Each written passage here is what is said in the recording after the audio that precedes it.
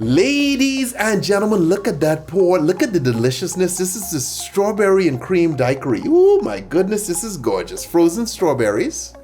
Come behind it with some rum. So what you're doing right here is making a daiquiri, a strawberry daiquiri.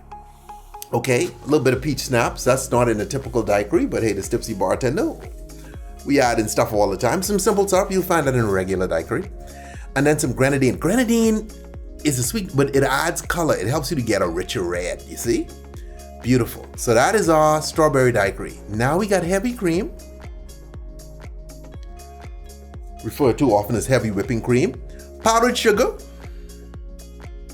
or confectioner sugar, vanilla extract. You notice I know all the names of these ingredients, because many of these have dual names. Vanilla extract, extract of vanilla, whipped cream vodka. And you blend all those together. Okay, so now watch how you do this. You put in your daiquiri mix, put in some of the white stuff. Put in your daiquiri mix, put in some of the white stuff. Put in your daiquiri mix, put on a little dollop of the white stuff, strawberry on the side. Stick a straw in. My God, that's beautiful. Stay tipsy!